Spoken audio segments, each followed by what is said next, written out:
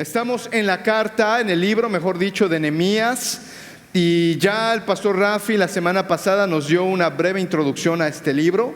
Espero que lo hayan escuchado, y si no, quiero mostrarles en esta gráfica el tema de lo que Dios está haciendo. Claro que esta sesión la estamos llamando lo que toma reconstruir, o mejor dicho, lo que se necesita para reconstruir. Lo que toma para reconstruir, los ingredientes, las circunstancias, las personas. Porque hemos hablado de que la muralla en Jerusalén era importante. Era importante, y no para marcar una separación hacia las personas de fuera, sino para hablar del peso que esta ciudad tiene.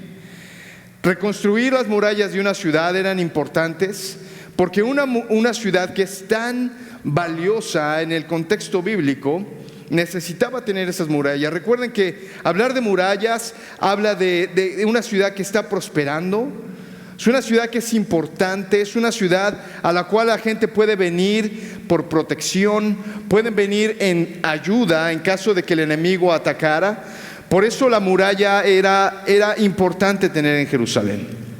Ahora, si pueden ver en la siguiente gráfica, recuerden que allí en el capítulo de Génesis, capítulos 1 y 2, Dios empieza a tener comunión con su creación.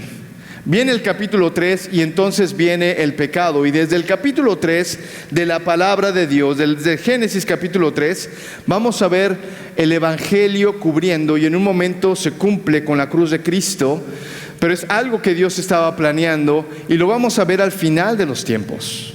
Todavía en Apocalipsis capítulo 21, 22, los últimos capítulos, usted va a ver el evangelio ahí.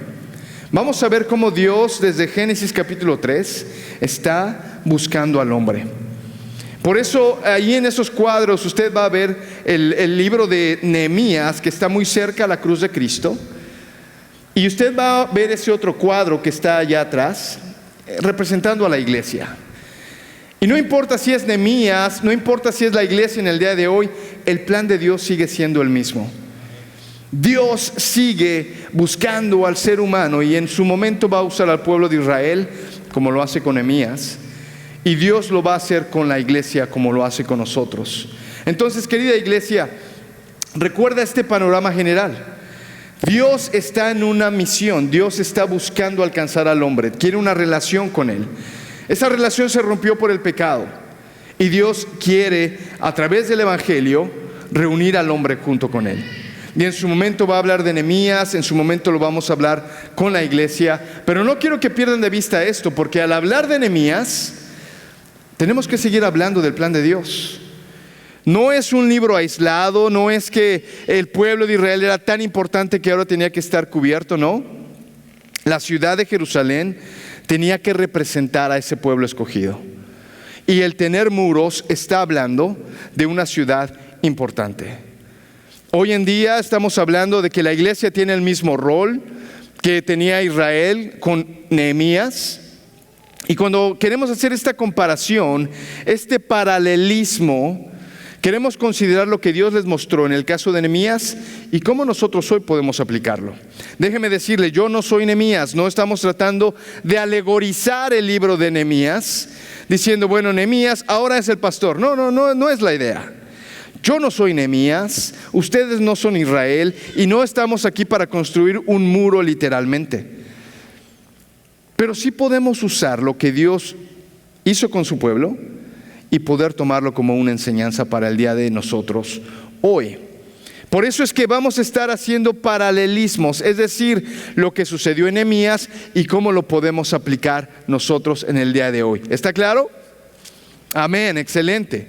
Entonces, ya hemos hablado de Nehemías. Hubo un versículo que ya pusieron ahí en la pantalla, pero es en el capítulo 2, versículo 20.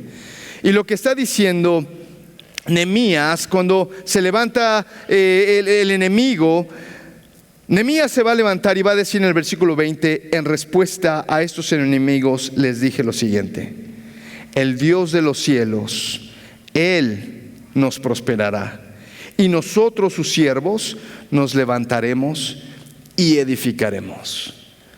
Nehemías se levanta porque sabe que el que está detrás de este proyecto es Dios. Y eso está claro y eso está seguro, y entonces hay un líder que se levanta y empieza a animar al pueblo de Dios. Ahora, lo que vamos a hacer ahora es un pantallazo del capítulo 3 al capítulo 6. Y lo vamos a hacer muy rápido, pero quiero mostrar algunos puntos de cada capítulo y también hacer algunas aplicaciones para nosotros hoy en día. Así que acompáñenme ahí a Nehemías capítulo 3, vamos a leer versículos 1 al 5. Y para el deleite de muchos vamos a usar la Reina Valera 60.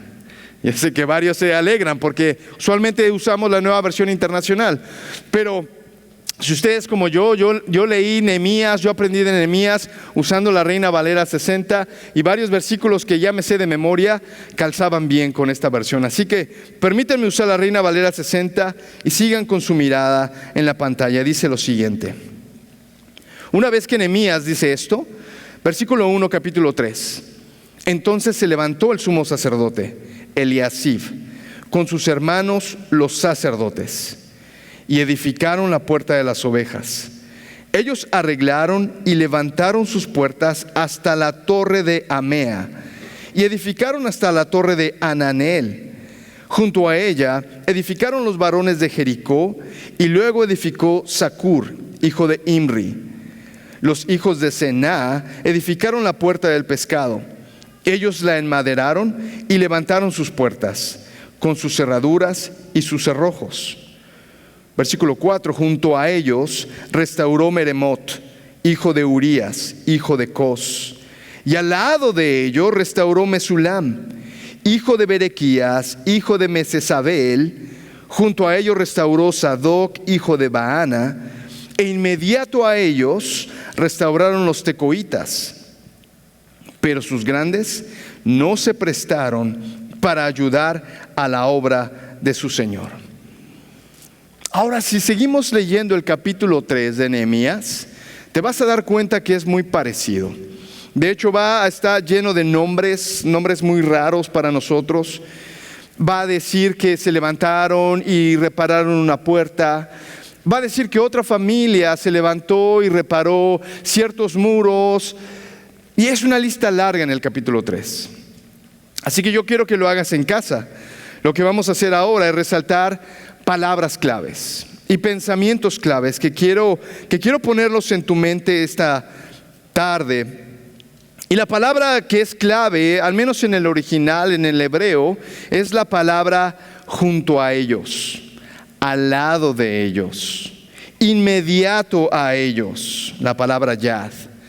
Pero obviamente, como nosotros no hablamos hebreo, los que tradujeron esta versión al español utilizan palabras junto a ellos, al lado de ellos, inmediato a ellos, pero en el original es la misma palabra, que se puede traducir al lado de ellos. Y entonces, en primer lugar, quiero resaltar que lo que vemos en el capítulo 3 es nombres de familias que edifican parte del muro. Y aquí está lo importante: al lado de ellos se levantaba otra familia y construía su parte del muro. Y al lado de ellos otra familia que reconstruía la parte del muro. Y así puedes leer todo el capítulo 3 viendo esta palabra clave. Y quiero resaltarlo porque en este caso son hombres y mujeres por igual. Son nombres de familias. Y vas a ver en el capítulo 3 que habla que los hombres, las mujeres y los niños se levantaron a edificar esa parte del muro. Ahora, me encanta el video que hizo nuestro director de Worship and Media, porque si tú pones atención, hay manos de adultos poniendo ladrillos, pero también hay manos de niños poniendo esos ladrillos. Y dicen que una imagen habla más que 1000 palabras. Y lo que me encanta de este capítulo es que no importa si eres adulto, eres hombre o eres mujer, o si eres niño, tienes una parte en esta reconstrucción. Porque no solamente los adultos o los hombres, o no solamente los que tienen el oficio de, cuando vemos a Nehemías capítulo 3, vemos que todos le entraron por igual. Ahí vamos a ver oficios, vamos a ver profesiones, pero cada uno estaban levantando, y aquí está algo que también quiero llamar tu atención, al lado de. No hubo personas que dijeron, bueno, yo tengo mi propia idea de lo que Dios me está pidiendo, así que yo me voy a ir a esa dirección. O yo creo que Nehemías no está planeando lo correcto, así que yo con mi mejor intención voy a ir, pero voy a ir a otro lado, porque yo tengo un llamado diferente. Y es posible que en la iglesia, cuando estamos hablando de reconstruir, cuando estamos hablando de levantar la iglesia para que la gente la vea, porque reconocemos que a veces decir iglesia tiene una mala fama. Reconocemos que como cristianos no hemos hecho lo mejor siempre. Reconocemos que cuando digo que soy creyente, hay inconversos o no creyentes que no me creen. Y entonces tengo que levantar esa imagen, no mi imagen, sino la imagen de la iglesia. Tengo que restaurar esa imagen, tengo que decir, la iglesia hoy está aquí y es importante porque tenemos una misión. Y cuando tenemos que levantar esa imagen de la iglesia, la tenemos que hacer al lado del otro. Tenemos que levantar a nuestras familias, tenemos que levantar a nuestros hijos, nuestros jóvenes, y juntos restaurar el nombre de la esposa de Cristo. Juntos tenemos que estar levantando esa muralla. Y hay otra palabra que también es importante, y ya la hemos leído. En un momento dice junto a ellos o al lado de ellos, pero si sigues leyendo el capítulo 3, hay una palabra que dice después de él. Es decir, en cuanto una familia se levantó y edificó la parte de la muralla que le correspondía, inmediatamente después vinieron otros. Y esos inmediatamente, la palabra que habla ahí, akar, es la palabra que quiere decir siguieron el ejemplo. Siguieron el ejemplo. Hubo familias que al ver el ejemplo de otros, que venía el hombre, su esposa y sus hijos, al ver ese ejemplo, ¿sabes qué hicieron? Se levantaron. Y entonces se pusieron al lado y edificaron esa parte. Hay muchas aplicaciones que puedo sacar de esta palabra sencilla, akar. Pero cuando veo a la iglesia de The Heights en español, veo que hay familias que se levantan y empiezan a servir al Señor, empiezan a restaurar la parte de la iglesia que a ellos les corresponde. Y me encanta porque al ver que unos se levantan, vienen otros detrás. Cuando unos se levantan y empiezan a sacrificar, empiezan a dar al Señor, empiezan a servir al Señor, hay otros que se levantan. Así que tú que te acabas de levantar a servir al Señor, hay personas que te están viendo. Hay personas que llegaron aquí a la iglesia con un testimonio terrible y que después de ver al Señor obrar en su vida, ahora, por ejemplo, están dando un boletín. Están sirviendo en una puerta, están poniendo una cuerda, están aquí cantando. ¿Y sabes qué es lo lindo de eso? Que cuando hay personas que te ven servir, inmediatamente vienen otras detrás. El servicio no es solamente para algunos, el servicio no solamente es para los hombres, es para todas las familias. Y el versículo 20 del capítulo 3, hay una frase que a mí me encanta, porque dice que hubo una familia que se levantó a edificar y usa la frase con todo fervor. Ya hay personas que se levantan a servir al Señor con un gozo, que es hermoso llegar a la iglesia aquel domingo, ver su cara, ver su sonrisa y eres contagiado. Pero también hay un ejemplo malo. Acabamos de leer el versículo 5 que dice que de inmediato a ellos restauraron los tecoitas, pero sus grandes no se prestaron para ayudar a la obra de su Señor. Y cuando estamos hablando del servicio, también podemos ver que hay algunos grandes que quizá no sirven. Hay algunos grandes líderes, personas que tienen años, que tienen un nombre aquí en la iglesia y que por alguna razón no se levantan a servir. Así que cuando estamos viendo el libro de Nehemías, podemos seguir viendo aplicación tras aplicación. Podemos ver que la reconstrucción es trabajar juntos. Si vamos a levantar el nombre de la iglesia, si queremos que la iglesia sea una luz para la comunidad que lo necesita, tenemos que trabajar juntos. Y tenemos que ponernos uno al lado de otro. Hay personas que se levantan a liderar. Y hay personas que van a seguir su ejemplo. E inmediatamente se levantan y construyen al lado. Querida de Heinz en español, hay una tarea bien grande que tenemos que hacer. Sabes que vas a la comunidad, hoy 1 de la tarde hay muchos hombres que ahora ya están alcoholizados. Hay muchas mujeres que ahora están desesperadas. Hay muchos niños que están en la calle porque no tienen nada más que hacer. Y cuando llegamos con un folleto o llegamos con nuestras Biblias, mucha gente no nos va a recibir. Porque han sido lastimados, han sido dañados. Quizá por nosotros, quizá por otras iglesias. Pero nos toca reconstruir esa imagen. Nos toca reconstruir el servicio. Así que ahora que nos vamos a levantar a estar en la comunidad, te voy a decir algo. Es un trabajo de todos. No del pastor, no de los líderes, sino de todos. Y tenemos que ponernos uno al lado de otro. Puede ser que alguno se levante y diga, no, yo voy a trabajar, yo voy a reconstruir a mi manera, con mi llamado, porque la verdad que no me gustan esos planes. Yo tengo los míos propios. Déjame decirte que puedes hacerlo. Al fin y al cabo, lo que buscamos es reconstruir, ¿cierto? Pero cuando vemos que cuando Dios hace algo, es porque la gente está trabajando en unidad. No es el proyecto de una persona, no es el proyecto de 2 personas, es el trabajo de un pueblo. La tarea es de todos. Así que déjame ir al capítulo 4, porque ya estamos viendo que hay familias levantándose, hay trabajo que se está haciendo. Algunos no quieren, algunos van a sentarse a las orillas solamente para ver. Pero cuando la obra comienza, el capítulo 4 viene. Y el punto número 2, yo le puse incomodar a los enemigos. Porque te acuerdas que estamos hablando de lo que se toma o lo que se necesita para reconstruir. El punto número 1 fue trabajo en unidad. Pero si vas a trabajar en unidad, si vas a empezar a reconstruir, sabes que hay otro ingrediente que se necesita.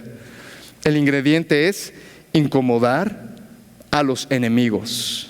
Porque dice el versículo 1, capítulo 4, cuando oyó Sanbalat que nosotros edificábamos el muro, se enojó y se enfureció en gran manera e hizo escarnio de los judíos, se burló de los judíos y habló delante de sus hermanos y del ejército de Samaria y dijo, ¿qué hacen estos débiles judíos?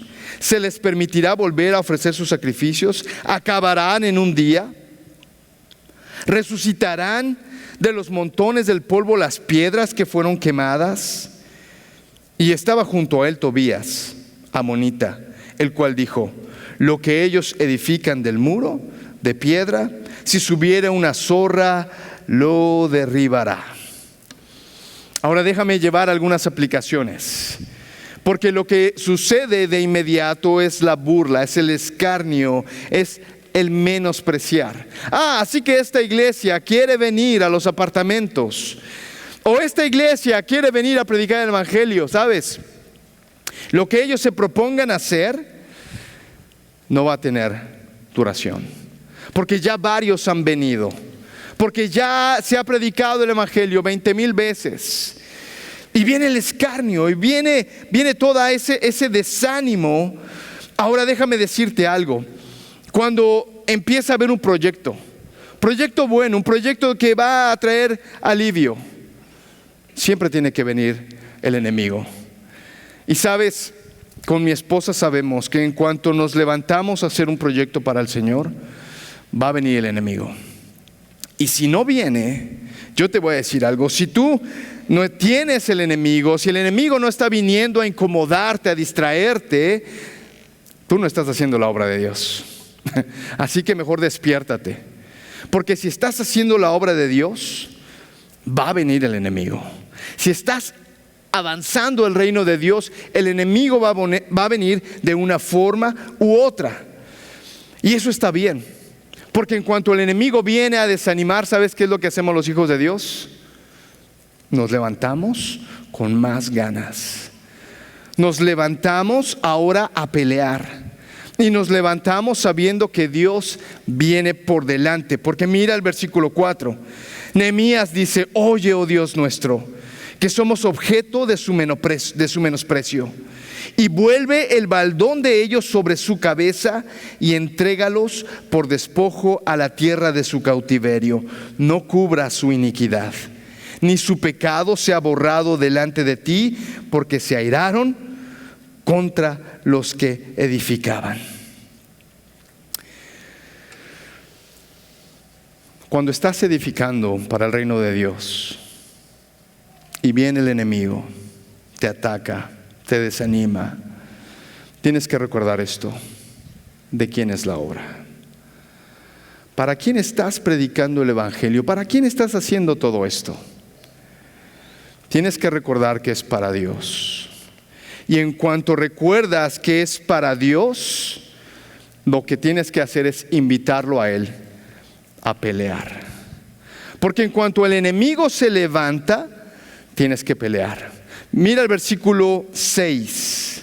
Porque claro, se levantó el enemigo, vino el escarnio, la gente está trabajando, pero dice el versículo 6: edificamos pues el muro, y toda la muralla fue terminada hasta la mitad de su altura. Subraya estas palabras: porque el pueblo tuvo ánimo para trabajar. Si algo se va a lograr es porque el pueblo tiene ánimo para trabajar. Si algo se va a lograr es porque el enemigo viene, nos ataca, pero entonces dice el capítulo 4 de Nehemías que en cuanto se levantan, también Nehemías se levanta, se pone a orar y ahora le dice a todas las familias: hey, el enemigo viene. Así que lo que vamos a hacer ahora es pelear. Dice el versículo 8: conspiraron todos a una para venir a atacar a Jerusalén y hacerle daño. Versículo 13: entonces por las puertas bajas del lugar, detrás del muro y en los sitios abiertos, puse al pueblo por familias, con sus espadas, con sus lanzas y con sus arcos. Versículo 14: después miré y me levanté y dije a los nobles y a los oficiales y al resto del pueblo: no teman delante de ellos. Acordaos del Señor, grande y temible, y pelead por vuestros hermanos, por vuestros hijos, por vuestras hijas, por vuestras mujeres y por vuestras casas. Y versículo 17: los que edificaban el muro, los que acarreaban y los que cargaban con una mano trabajaban en la obra, y en la otra tenían la espada. Ahora déjame aterrizar un par de cosas aquí, querida iglesia. Nehemías está construyendo, están haciendo bien, están trabajando en unidad. ¿Sabes qué es lo que deben esperar? Al enemigo. Y en cuanto el enemigo viene, se alegraron, porque sabían que esto estaba prosperando. Esto es algo de Dios. Así que Dios, ven tú a pelear por nosotros. Pero no es que oraron a Dios y se lo dejaron todo a Él. La palabra dice que Nehemías puso a sus familias. Y no solamente eso, los armó, les dio espadas, les dio lanzas. De hecho dice que ellos se levantaron con sus propias armas. Y entonces lo que hace Nehemías, les anima y les dice: peleen por sus mujeres, por sus hijos y por sus casas. ¿Qué aplicación hay aquí, pastor? Déjame decirte algo. ¿Quieres servir a Dios? Amén. Si lo haces bien, va a venir el ataque del diablo. Y tú, como eres un hijo de Dios, no te vas a echar a correr.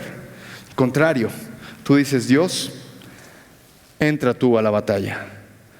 Pero ahora que sabes que hay batalla, te vas a armar. Y lo que te vas a armar es para defender a tu mujer, a tus hijos y a tu familia. Pastor, pero ¿cómo es eso? ¿No que somos cristianos y no tenemos que ser bélicos? No, creo que tenemos que ser bélicos para el mal. Hermano, cuando tú te quieres parar a servir al Señor, Satanás lo sabe. Y yo he aprendido que si no te puede tirar a ti, va a venir por tu esposa. Y si no puede con tu esposa, va a venir con tus hijos. Y la forma en que Dios nos ha dado para pelear es a través de la oración. Es a través de tomar la palabra y estar en guardia. ¿Sabes? Si tú y yo estamos avanzando el reino de Dios, tienes que levantarte a orar. Tienes que levantarte a leer la palabra. ¿Cuándo? Cuando nadie más está despierto. Cuando nadie más está leyendo la palabra. Tienes que hacerlo por ti, querido hermano, pero tienes que hacerlo por tu esposa, porque el enemigo va a venir.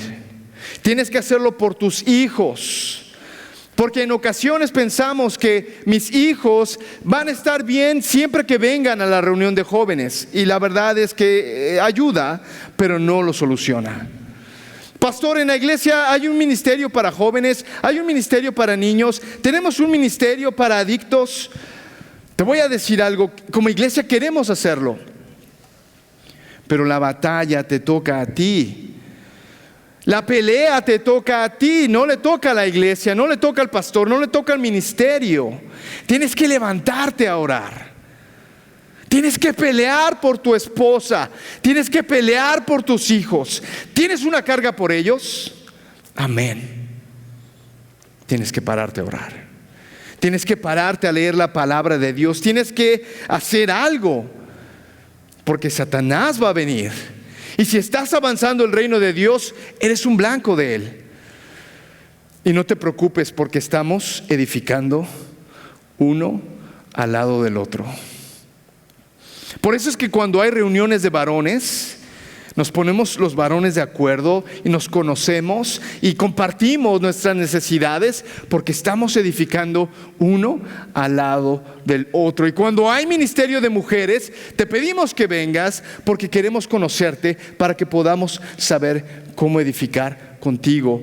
Pero querido hermano, la batalla te toca a ti. Por eso te estoy diciendo, invita al Señor a pelear por ti, pero pelea.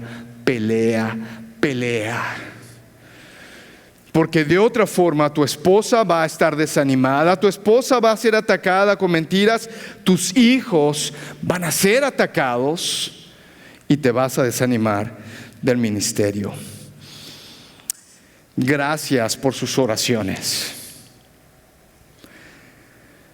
La oración sana, la oración protege, la oración cuida, la oración fortalece. Y yo sé que varios estuvieron orando por nosotros, y yo podía sentir esa oración. Yo podía levantarme, predicar el evangelio en medio de un funeral. Ahora lo he hecho muchas veces en los funerales, pero nunca en el de mi padre. Pero Dios nos levantó y Dios nos puso a predicar el evangelio y a nuestra familia para dar un hermoso testimonio, hermanos. Pero yo sé que fue la oración de ustedes y la oración de gente. Así que, hermanos, recuerda, hay personas en el campo misionero predicando la palabra de Dios. ¿Qué estás haciendo por ellos?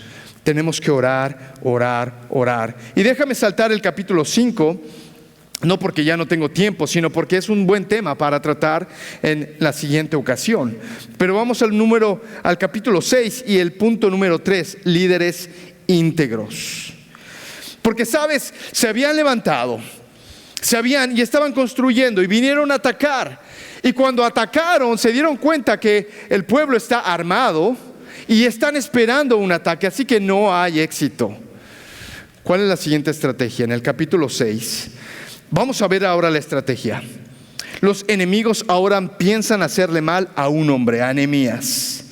Por eso el versículo 1 dice: cuando oyeron Sanbalat y Tobías y Gesem el árabe y los demás de nuestros enemigos que ya había edificado el muro y que no quedaba en el portillo, aunque hasta aquel tiempo no había puesto las hojas en las puertas, Sanbalat y Gesem enviaron a decirme, mis enemigos enviaron a decirme, ven y reunámonos en alguna de las aldeas del campo. Y les envié mensajeros, diciendo, yo hago una gran obra, no puedo ir, porque cesaría la obra, dejándola yo para ir a vosotros. Y enviaron a mí con el mismo asunto hasta 4 veces. Yo le respondí de la misma manera. Dice Nehemías que ellos, sus enemigos, lo habían invitado. Hey, ahora somos amigos, ven con nosotros, pasémosla bien. Pero Dios le dio a Nehemías la inteligencia, porque él sabe que ellos estaban pensando hacerle mal. Y los versículos 1 al 9, lo que estos enemigos están tratando es sacar a Nehemías, traerlo en lo secreto y ahí matarlo. Palabra clave, en lo secreto. Versículos 10 al 14. También ahora la estrategia es diferente. La estrategia ahora es infundirle miedo para desacreditarlo. Dice el versículo 10, vine luego a casa de Semaías, hijo de Delaía, hijo de Mehetabel, porque él estaba encerrado, el cual me dijo, reunámonos en la casa de Dios, dentro del templo, y cerremos las puertas del templo, porque vienen para matarte. ¿Ves? Él estaba intimidándolo. Sí, esta noche vendrán a matarte. Entonces dije, ¿un hombre como yo ha de huir? ¿Y quién que fuera como yo entraría al templo para salvarse la vida? No entraré. Versículo 12. Y entendí que Dios no lo había enviado, sino que hablaba aquella profecía contra mí, porque Tobías y Sanbalat lo habían sobornado. Porque fue sobornado para hacerme temer y que pecase, y que le sirviera de mal nombre con que fuera yo infamado. Acuérdate, Dios mío, de Tobías y de Sanbalat, conforme a estas cosas que hicieron. También acuérdate de Noadías la profetisa y de los otros profetas que procuraban infundirme miedo. Déjame darte una aplicación de esto. Porque si no funciona con todos, ahora funciona de manera individual. Y los enemigos van a venir con Nehemías y le van a infundir miedo y lo van a tratar de atemorizar para que él dude y su liderazgo se caiga. Déjame decirte a ti que eres un líder. Déjame decirte a ti que te estás levantando para servir en tu familia y en la iglesia. Si tú eres un líder, yo sé que ahora la mitad de la iglesia está sirviendo en algo. Ya sea una puerta, ya sea una cuerda, ya sea el sonido, ya sea allá arriba en el switcher, ya sea saludando a alguien. La mitad de la iglesia está sirviendo. Y déjame decirte algo, si tú estás sirviendo, eres un líder.